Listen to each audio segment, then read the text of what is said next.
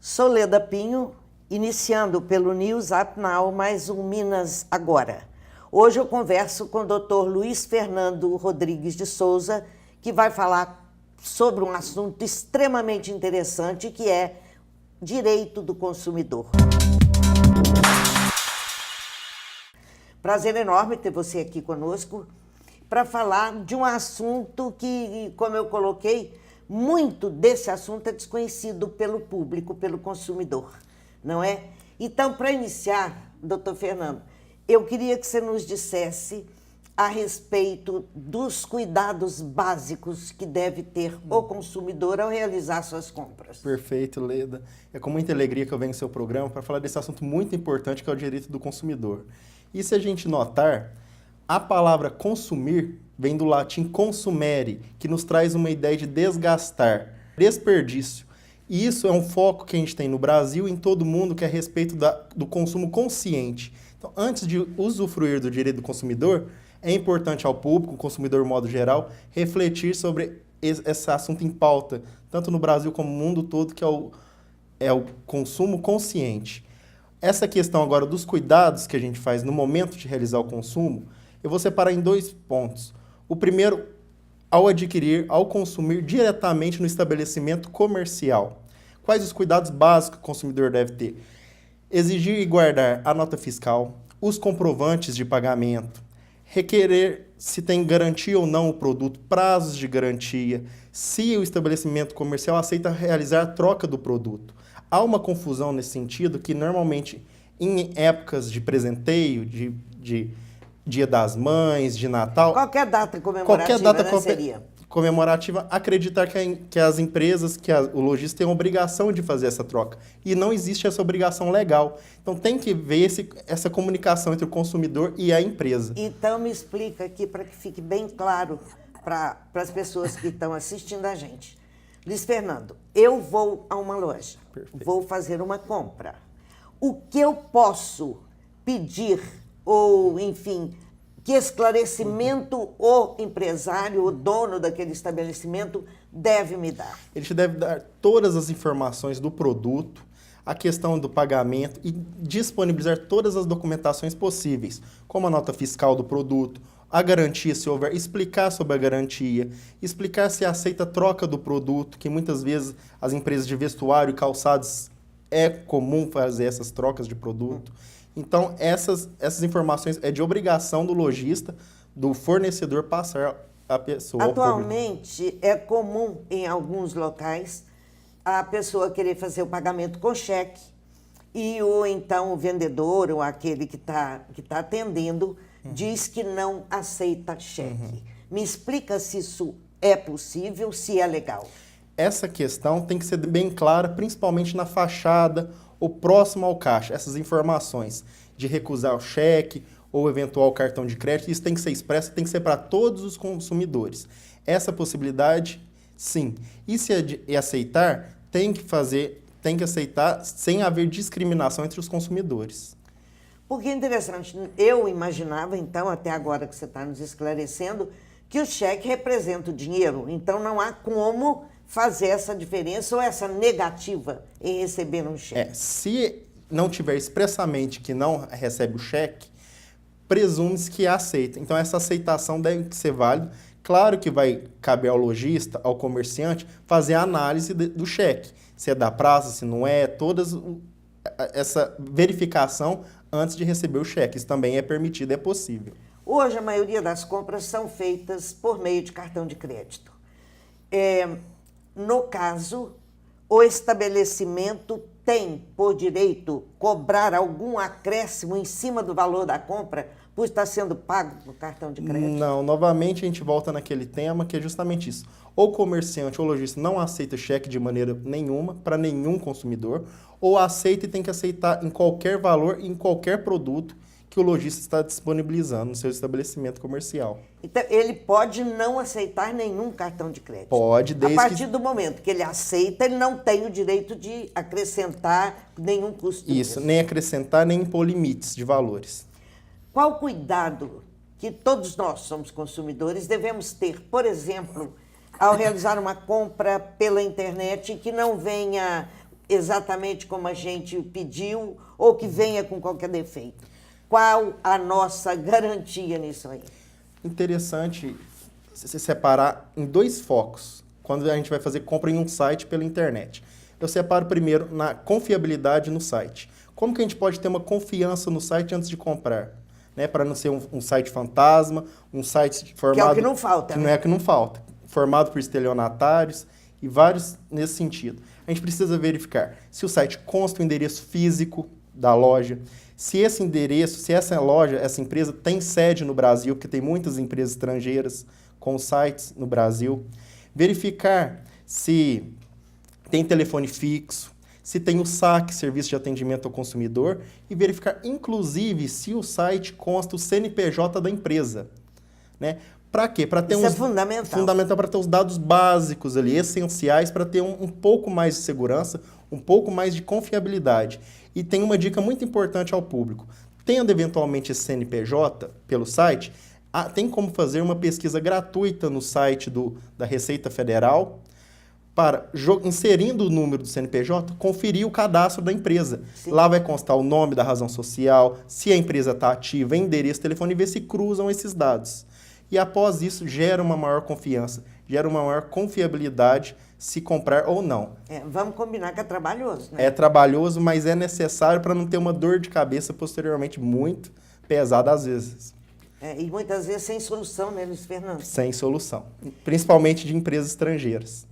Eu vou para o intervalo rapidinho e volto daqui a pouco.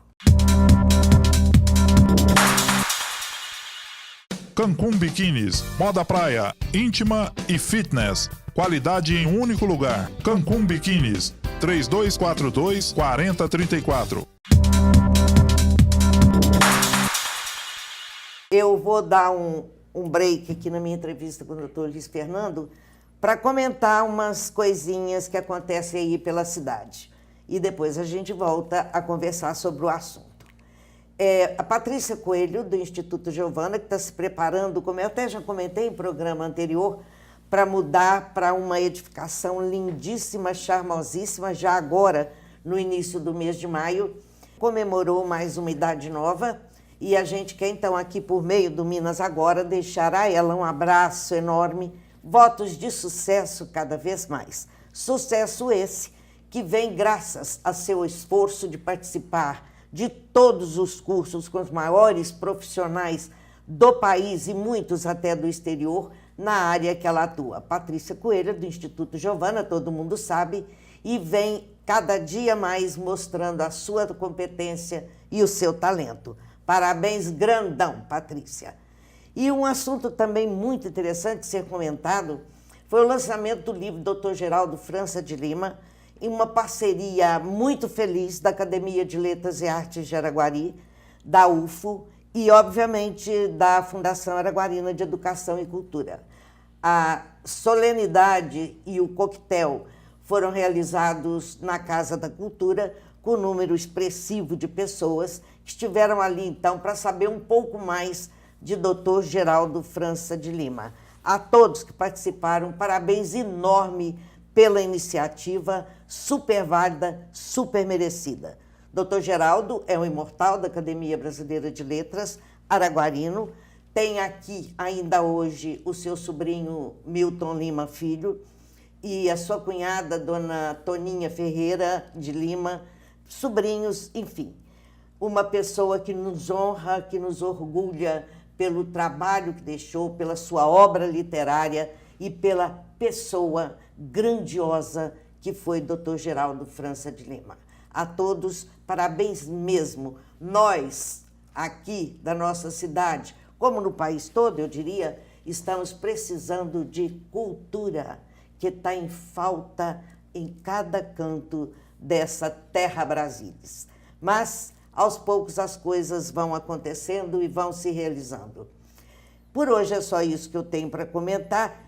Mas antes, eu quero deixar também um abraço para a senhora Lídia Guimarães Henriques, que também trocou idade por esses dias aí. Beijo grande, felicidade, parabéns, sucesso a essa atleta brilhante. E eu volto agora, então, com o Dr. Luiz Fernando. Vamos continuar nosso assunto e orientando, né, Claro, o consumidor. sempre. Estamos aí próximo do Dia das Mães. E, obviamente, o consumo aumenta, as lojas esperam, né, sempre por Sempre, essa né? data, que se agora está no momento de crise, mas não deixa, né, Exatamente. de dar uma balançada, né, No nessa comércio ali, época, né? né, nessas datas que foram criadas para homenagear, para presentear, enfim, não é o caso. Eu vou a um estabelecimento, doutor Fernando, e compro lá um presente para minha mãe, ou qualquer que seja ele. Depois, a pessoa ou não pôde usar porque não serve, ou porque percebeu algum defeito. Qual o direito que tem o consumidor de exigir essa troca? Certo. Se eventualmente o consumidor adquirir o produto para presentear, mas esse produto não tem defeito nenhum, tem que verificar aqueles cuidados que eu mencionei anteriormente. Verificar se a loja, mesmo o produto não tendo defeito, aceita a troca e quais as condições da troca. Isso tem que ser conversado antes Tem de que levar o conversar produto? exatamente antes de saber as regras que o estabelecimento adota. E tem que seguir essa regra, Sim. então. Agora, se o produto adquirido tem algum defeito, o consumidor também, utilizando os cuidados que eu passei, tendo a nota fiscal, os comprovantes de pagamento, ele tem que verificar se aquele produto tinha garantia do lojista, a garantia contratual, né, do lojista, do fornecedor. Se eventualmente não tem a garantia... Explica um pouquinho melhor o que seria a garantia contratual. A garantia contratual é aquela que é dada pelo lojista, pelo comerciante ou diretamente pelo fornecedor do produto. É uma garantia que já vem, normalmente, do próprio fabricante. E o consumidor tem que verificar isso? Tem que verificar isso e guardar toda a papelada, toda a documentação. Eventualmente, mesmo que não tenha essa garantia contratual dada pelo lojista, pelo fornecedor, existe a garantia legal, que para os bens não duráveis, como, por exemplo, alimentos e bebidas, é uma garantia expressa na lei de 30 dias. E os produtos duráveis, como eletrônicos, eletrodomésticos, móveis, um prazo de 90 dias de garantia legal. O que é interessante falar também, que a garantia contratual não exclui a garantia legal e nem a garantia legal exclui a outra. Elas se complementam. E como faz essa contagem? Primeiro, se o produto tem a garantia contratual, verifica o prazo da garantia contratual e quando essa se encerra, inicia-se o prazo da garantia legal, ou seja, há uma complementação, estende-se a garantia. E aí, em caso de defeito, entregar o produto e o fornecedor vai ter o prazo de 30 dias para tomar as providências cabíveis ali para solucionar o vício, o defeito. Tá. E uma pessoa que tem aí seu nome negativado, seja lá por qual razão for, e entra, então, no processo de negociação com o seu credor, no caso. Perfeito. O nome dele continua negativado a partir da negociação ou já, logo de início, ele já fica liberado para realizar novas compras? Se ocorrer essa renegociação da dívida, né, existe uma dívida, mas o consumidor, o cidadão pretende fazer essa renegociação. Se no momento dessa renegociação já colocar um valor para batimento ou já efetuar o pagamento da primeira parcela, cabe quem negativou retirar o nome da pessoa do cadastro de inadimplentes. E caso seu nome permanecer, mesmo com o pagamento da entrada ou a primeira parcela, essa manutenção de nome é indevida, podendo gerar indenização ao cidadão. Qual é o prazo para que se tire o nome da pessoa O prazo dessa lista negativada é 5 dias após o pagamento da dívida. Da dívida total ou da parcela que foi negociada, a primeira parcela? Então, em caso de renegociação, Isso. a primeira parcela. A partir do pagamento da primeira parcela ou da entrada de 5 dias dias para tirar o nome da pessoa. Agora, qual o prazo máximo também, que tem uma dúvida, qual o prazo máximo do nome nesse cadastro? Independente se a dívida permanece ou não, o nome da pessoa pode ficar um prazo máximo de 5 anos nesse cadastro, a contar da origem da dívida e não necessariamente de quando é inserido o nome nesse cadastro. Sim. Então, verifica o prazo máximo de 5 anos no cadastro de inadimplentes a partir da origem da dívida. Isso é muito importante, esses marcos de prazo são muito importantes. Complicado, né, gente? Bem complicado. Nós estamos aqui, então, aprendendo com o doutor Luiz Fernando, porque muita coisa do que ele está esclarecendo eu não tinha conhecimento, te confesso. Exatamente, a maioria das pessoas tem dúvida nesses pontos e é muito importante esse papel que a gente está fazendo para esclarecer para toda a sociedade, né? Quando, então, há esse problema, vamos admitir, a pessoa tentou renegociar. Qual outro caminho, se foi negado, se a negociação não compensa, não está dentro da possibilidade dela? Então, esse é o maior problema, porque se a gente presume que se a dívida existir, ela tem que ser paga, né? Porque a pessoa realmente fez a dívida, ela deve ser paga. Então, esse papel do devedor conversar com o credor é muito importante. Essa renegociação é muito importante, até mesmo para ele se livrar do cadastro de inadimplentes. Sim. Porque se a dívida permanecer, o nome dele vai continuar no cadastro, respeitando o prazo máximo de 5 anos contados da origem da dívida. Então, essa comunicação tem que ser mais intensa entre o devedor e o credor. E é muito comum que aconteça que as coisas se resolvam, né, doutor? Exatamente, num comum acordo. É a melhor medida. Normalmente a melhor medida e a maneira mais fácil e mais rápida, às vezes, de se livrar de um cadastro de inadimplência. E quando o consumidor deve procurar os órgãos de proteção, no caso PROCON, por exemplo? Normalmente é interessante nos casos que existe a propaganda enganosa, né? O anúncio, a publicidade enganosa. O que vem a ser essa publicidade, essa propaganda enganosa? São toda a forma de propaganda, de publicidade, que é inteira ou parcialmente falsa, que ilude o consumidor e que gera um erro nele, acreditar que é determinada situação e quando chega na loja verifica que a situação é outra.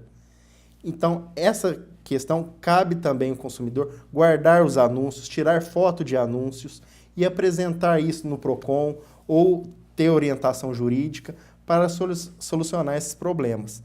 E o interessante também a se falar é que se essa propaganda enganosa trazer alguma vantagem, porque essa propaganda enganosa é como se fosse uma rede ilusória para buscar o consumidor. Se essa ilusão for interessante, tiver amparo, por exemplo, vou dar um exemplo aqui para a gente sair do campo, né, teórico e para um campo prático. Né? A gente passa numa fachada da loja, verifica uma publicidade com 3 produtos, parecidamente um kit e um único valor. Nessa publicidade não tem nenhum outro valor, nem nenhum outro detalhe. Presume-se que aquele valor é os 3 produtos. Que constam ali. Constam ali. Mas chegando na loja, verifica que é apenas um produto, não os 3 produtos expressos. O consumidor, pegando esse anúncio, tirando foto, tem como exigir o lojista, exigir o fornecedor a entregar os 3 produtos naquele preço.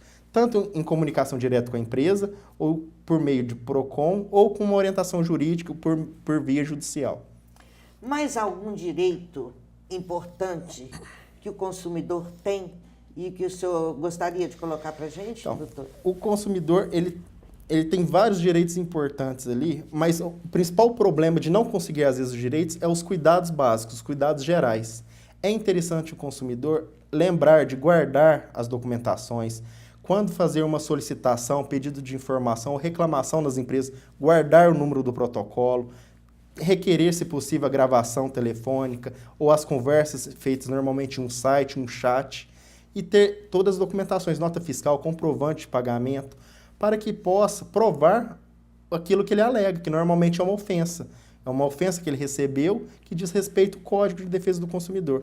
Ele tendo isso, ele vai conseguir provar o que ele alega e resolver isso tanto, às vezes, pelo PROCON ou por vezes, por via judicial.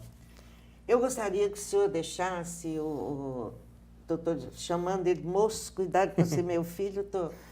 Então, eu vou tornar isso menos protocolar. Perfeito.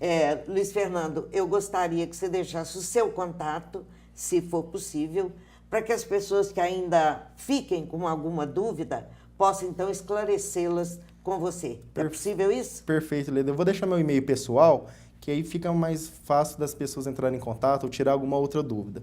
O e-mail é luiz_fernando_advogado@hotmail.com. Esse é meu e-mail particular.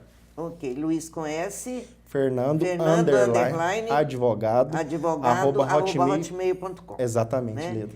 Mais alguma coisa que você gostaria de colocar para o consumidor como esclarecimento? É só mais essa questão mesmo de sempre observar, sempre ter essa comunicação clara, né? Fazer essa pesquisa. Quando vai realizar uma compra na internet, se possível, tirar foto da tela do computador, ou para quem entende mais o computador, tirar o print da tela, para provar essa questão. Quando for adquirir produtos pela internet, saber prazo, possibilidade de troca. Existe uma questão também do direito de arrependimento. Quando se compra fora do estabelecimento físico comercial, o consumidor tem o direito ao arrependimento durante 7 dias, devolver o produto sem nenhum motivo, sem nenhuma motivação. E ele será ressarcido como? Ele pode, devolvendo, adquirir o produto, querendo devolver, arrepender, ele vai ser reembolsado de volta com o valor atualizado, né, pela empresa, pelo site, e a devolução, todo o processo de devolução vai ser os encargos por conta da empresa, por conta do site. A questão da entrega. Então, esse é um direito expresso. Ele tem 7 dias a contar do momento que ele receber o produto. E são poucas pessoas que sabem desse direito. Eu mesma não sabia, eu te confesso. Então, para mim, foi extremamente válida essa conversa, porque eu acabei também tomando para mim muitas informações que eu desconhecia, e às vezes a gente até conhece, não leva muito a sério. Exatamente. Né? Que vieram pela competência do Dr. Luiz Fernando Rodrigues de Souza, a quem eu agradeço. Eu que agradeço. Imensamente. Foi de uma importância fundamental, porque nós estamos chegando aí ao Dia das Mães, exatamente, né? E todo mundo quer sair, quer fazer compra, mas antes fique atento para que você não leve um susto depois. Obrigada, Luiz. Eu que agradeço, Leda, falar desse assunto tão importante que é o direito do consumidor e tentar sanar um pouquinho das dúvidas, né, de todo o público, dos consumidores de um modo geral. Muito obrigado. Com certeza, a você e muito toda a sua pertinente. equipe. Muito obrigado, Leda. E assim a gente encerra aqui mais um Minas Agora, mas com certeza voltamos semana que vem. Um beijo grande.